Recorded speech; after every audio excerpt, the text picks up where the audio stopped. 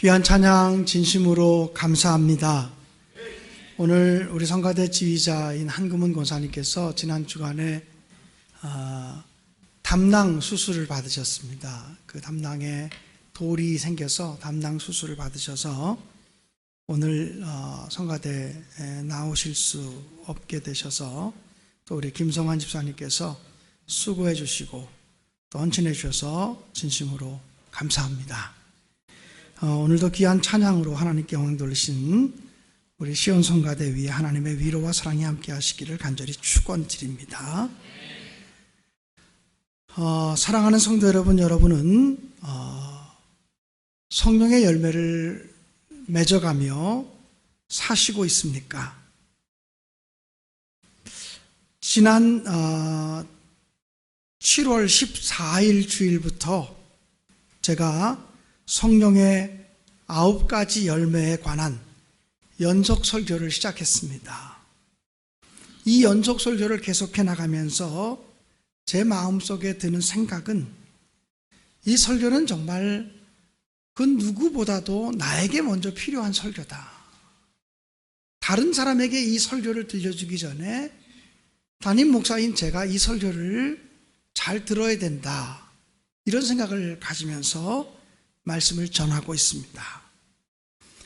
연속되는 설교를 들으시면서 우리 신내교회 성도들은 어떤 생각을 하며 말씀을 듣고 계십니까? 부디 여러분 한 분 한 분이 선포되어지는 말씀을 통해서 자신의 내면을 깊이 돌아보는 귀한 시간들이 되시고 들려주시는 주님의 음성에 응답하시기를 간절히 기원합니다. 오늘도 성령의 열매를 먼저 찬양하고 말씀을 전하도록 하겠습니다.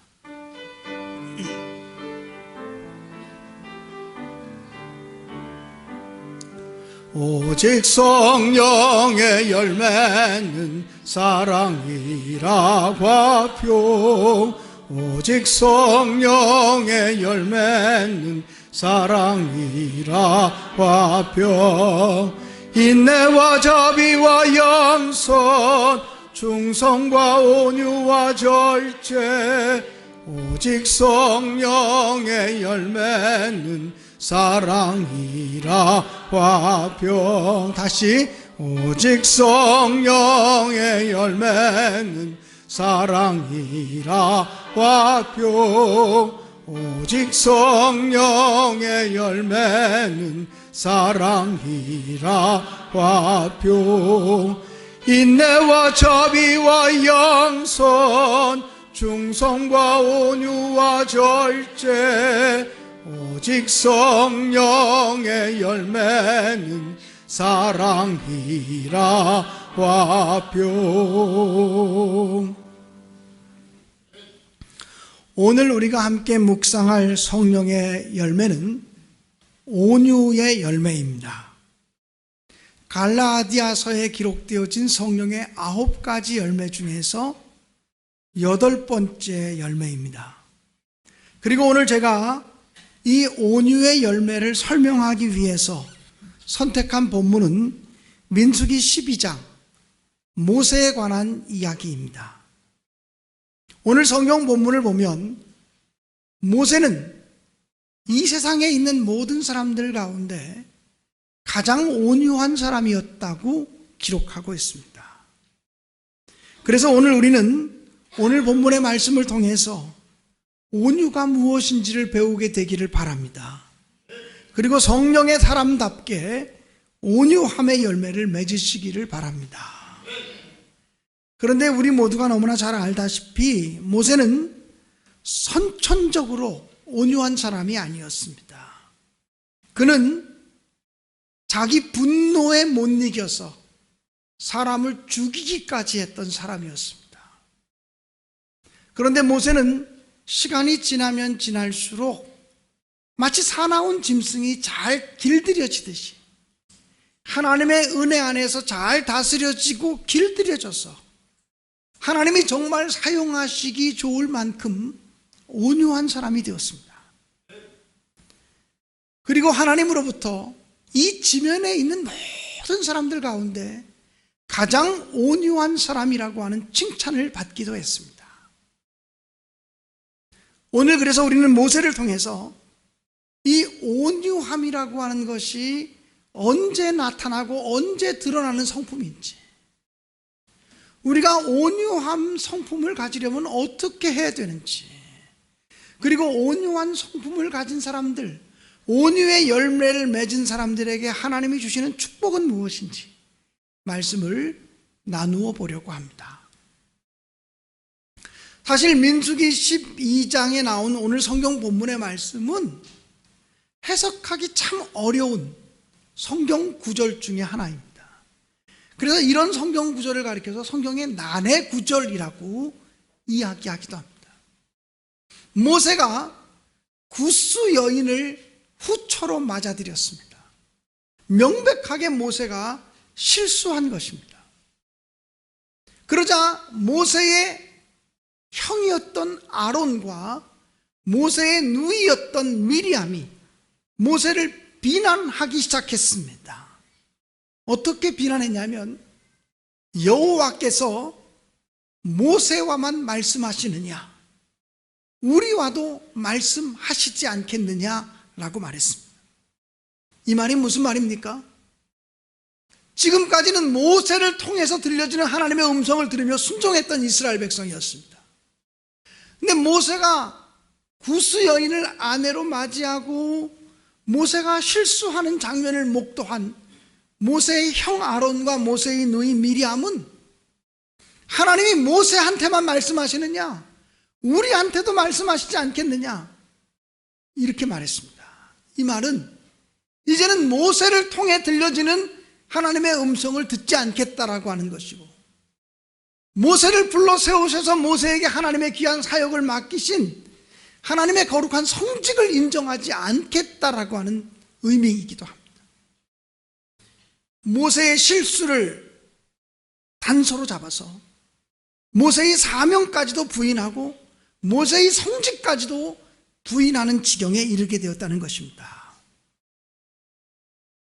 그런데 오늘 성경 본문에 보면 모세는 그렇게 자기를 비난하고 자기를 헐뜯는 자기 형과 그리고 누이 미리암에 대해서 함께 비난하지 않고, 함께 목소리를 높이지 않고, 자기 변명도 아니하고 자기 방어도 아니했습니다. 그리고 남을 공격하지도 않았습니다. 모세의 입장에서는 자기 형을 공격할 수 있습니다. 뭐라고? 아론 당신이 지은 죄는 생각나지도 않아? 금송아지 만들었잖아, 이러고 얘기할 수 있습니다. 그런데 모세는 자기의 실수와 허물을 이야기하는 사람들의 이야기를 들으면서 변호하지 않습니다. 변명하지 않습니다. 자기 방어하지 않습니다. 그러자 하나님께서는 모세의 편을 들어주시고 아론과 미리암에게 커다란 징계를 내리셨습니다. 여러분, 저는 오늘 성경 본문 속에서 온유함이 무엇인지를 발견하게 됩니다. 온유함이란 비난을 당하거나 오해를 받을 때에도 자기 됨을 잃어버리지 않는 성품입니다. 사람들이 자기 됨을 잃어버릴 때가 있습니다. 어떤 사람이 정말 성숙한 사람인지 아닌지를 보려면 칭찬해 보면 압니다. 칭찬할 때 자기가 최고인 줄 알고 그 칭찬에 도취되어서 자기 됨을 잃어버리는 사람은 별거 아닌 사람입니다. 또 어떤 사람을 우리가 테스트하려면 그 사람이 비난받을 때 보면 압니다. 사람은 하나님 외에, 예수 그리스도 외에 누구도 완전하지 않습니다. 어떤 사람이든지 실수할 수 있습니다. 아브라함도 실수했습니다. 이삭도, 야곱도, 모세도, 다윗도, 베드로도 실수하지 않은 사람은 아무도 없습니다. 실수할 때 자기 됨을 잃어버리는 사람은 온유하지 않은 사람. 온유함이라고 하는 것은 칭찬을 들어도 교만해지지 않고, 비난이나 오해를 받아도 흔들리지 않는 자기 됨을 유지할 때, 그런 사람을 가리켜서 온유하다고 이야기하는 것입니다. 사랑하는 성도 여러분, 그러므로 여러분이 모세처럼 어떤 순간에도 자기 자신의 평정심을 잃어버리지 않는 온유함의 열매를 맺게 되시기를 주님의 이름으로 간절히 축원합니다. 온유라고 하는 단어는 히브리어로는 아바나라고 하는 단어입니다. 이 단어의 뜻은 마음을 굽힌다, 마음을 낮춘다라는 뜻입니다. 스스로 마음을 굽히고 스스로 마음을 낮추는 것을 온유함이라고 말합니다. 또 온유란 헬라어로는 프라우테스라고 하는 단어입니다. 이 단어는 잘 길들여진 상태, 잘 다스려진 상태를 의미하는 단어입니다. 맹수가 용맹하지만 잘 길들여지면 그 사나운 모습이 나타나지 않습니다. 내면의 용맹성과 강함은 그대로 간직하고 있지만 쉽게 그 용맹성과 사나움이 드러나지 않습니다. 잘 다스려졌기 때문에 그런 것입니다. 성경에 보면 예수께서 온유한 자는 복이 있나니 이렇게 말씀하신 적이 있습니다. 어떤 성서학자는 이 예수님의 팔복을 해석하면서 이렇게 해석을 했습니다. 화를 낼 때 화를 낼 줄 알고 화를 내지 않아야 될 때 화를 내지 않는 사람은 복이 있나니. 그게 바로 온유라고 얘기를 했습니다. 그냥 바보처럼 지내는 것이 온유함이 아니라 분노해야 될 때와 분노하지 않아야 될 때를 구분할 수 있는 지혜로움, 이것이 온유라고 하는 것입니다. 약해지는 것이 온유가 아니라 내면의 강함을 그대로 간직하고 있으면서도 잘 다스려진 감정의 상태, 잘 길들여진 감정의 상태를 온유라고 말하는 것입니다. 중국의 어느 지방에 싸움닭을 잘 훈련시키는 조련사가 있었습니다. 하루는 그 지방의 영주가 그 조련사를 찾아가서 자기 닭을 맡기면서 내 닭을 싸움을 잘하는 닭으로 훈련시켜 달라고 그렇게 부탁을 했습니다. 그리고 한 달 있다 가봤더니 정말 자기 닭이 눈동자가 달라졌습니다. 눈이 아주 또렷또렷해졌습니다. 그래서 이제 데려가야 되겠다고 생각을 했더니 조련사가 하는 말이 아직 멀었습니다. 이렇게 말했습니다. 한 달만 더 있다 오십시오. 한 달을 더 있다가 또 갔더니 이제는 얼마나 사나워졌는지 함부로 그 닭에게 접근할 수 없을 만큼 아주 용맹해졌습니다. 이 정도면 되겠다 싶어서 데려가려고 했더니 조련사가 말합니다. 아직도 멀었습니다. 한 달만 좀 더 있다 오십시오. 그래서 한 달을 더 있다 가봤더니 이제는 정말 닥치는 대로 싸우는데 모든 닭들을 다 제압할 수 있는 힘을 가진 존재가 되었습니다. 정말 대단합니다. 그래서 이젠 데려가야 되겠다고 그렇게 말했더니 조련사가 하는 말이 아직도 부족합니다. 아직도 멀었습니다. 한 달만 더 있다 오십시오 라고 말합니다.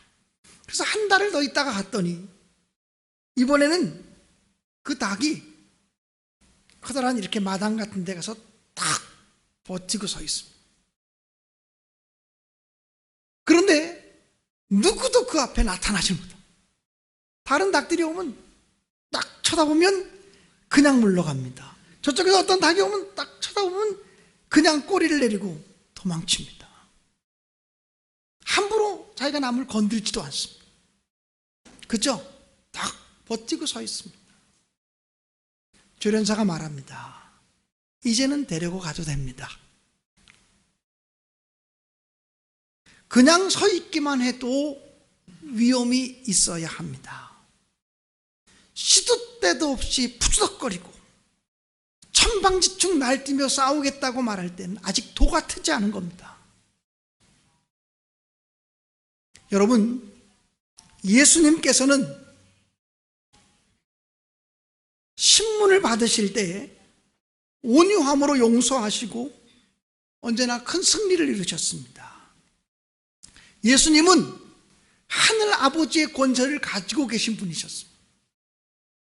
하늘의 천군 천사를 동원할 수 있는 능력을 가지고 계신 분이셨습니다.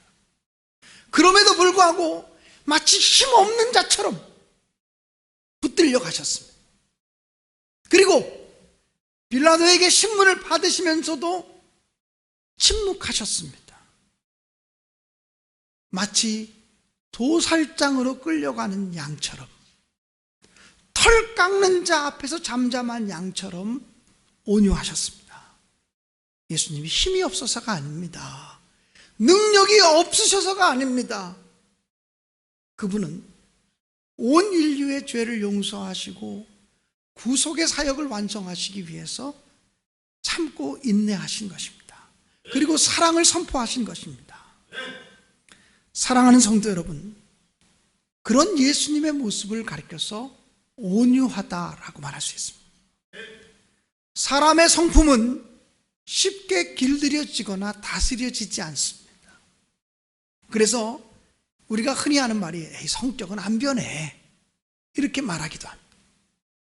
제가 어렸을 때 저희 어머니가 얼마나 은혜를 사모하는 어머니였던지 부흥회란 부흥회는 다 쫓아다니셨고 은혜 받는 집회라고 하면 다 쫓아다니셨습니다. 제가 막내 아들이라 우리 어머니 따라서 안 가본 은혜 집회가 없어요. 60년대 중반에 소위 요즘 그 신천지의 원조라고 할 수 있는, 출발이라고 할 수 있는 어린 종, 그 집회도 내가 가본 적이 있습니다. 전도관 집회 가본 적이 있습니다. 소위 오늘날 이단이라고 말하는 집회까지도 저는 어렸을 때 어머니 따라서 안 가본 적이 없어요.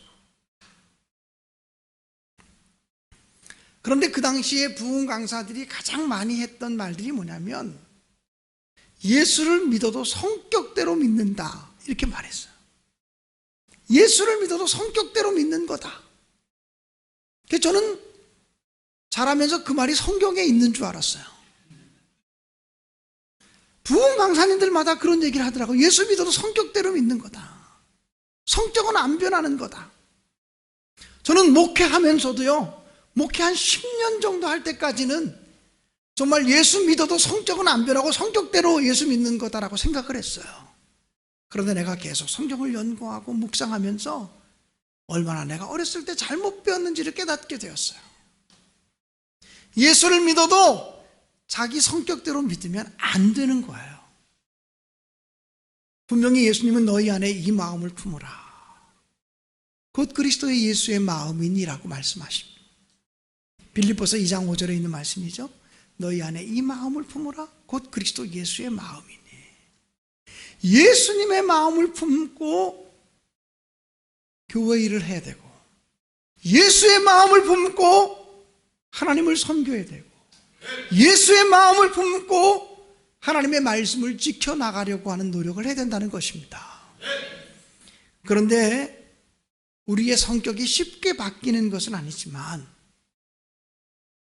우리가 예수님 마음 품기를 간절히 사모하고 성령님의 인도하심을 지속적으로 받다 보면 마치 사나운 맹수가 잘 길들여지듯이 우리의 옛 성품이 잘 길들여지고 죽어져서 예수 그리스도의 향내가 나타날 수 있는 줄로 믿습니다. 예수님은 친히 말씀하셨습니다. 나는 마음이 온유하고 겸손하니 나의 멍에를 메고 내게 배우라. 예수님이 친히 자신의 성품에 대해서 말하면서 나는 마음이 온유하고 겸손하다 이렇게 말씀하셨어요. 그러므로 이 온유라고 하는 것은 바로 예수님의 성품이고, 우리가 성령님과 동행하면 예수님의 성품으로 변화되어질 줄로 믿습니다. 따라서 우리는 이 성령의 열매, 이 성품의 열매는 성령으로 길들여져야만 맺혀질 수 있는 열매라고 하는 사실을 기억하시기를 바랍니다. 온유한 자에게 주시는 축복이 있습니다. 예수님께서는 팔복의 말씀을 통해서 온유한 자가 땅을 차지한다 이렇게 말씀합니다. 온유한 자는 복이 있나니 그들이 땅을 차지할 것이며, 마태복음 5장 5절에 기록된 말씀입니다. 또 시편 37편 11절을 보면 온유한 자가 땅을 차지하며 풍부한 화평으로 즐거워하리로다 기록되어져 있습니다. 땅을 차지한다는 말이 무슨 말입니까? 온유하면 땅을 차지한다는 말이 무슨 말입니까? 온유하게 살면 아파트 평수가 넓어진다는 말입니까? 집 대지가 넓어진다는 말입니까? 온유한 자가 땅을 차지한다는 것은 온유한 자가 더 많은 영향력, 다스림의 영향력을 갖게 된다는 것입니다. 옛날 왕들이 자기 충성스러운 신하에게 땅을 줍니다. 이 땅은 네 땅이다. 그러면 그 땅을 받으면 그 땅을 다스리는 사람이 됩니다. 그러므로 땅을 차지한다는 것은 다스림의 영역이 넓어진다는 거예요.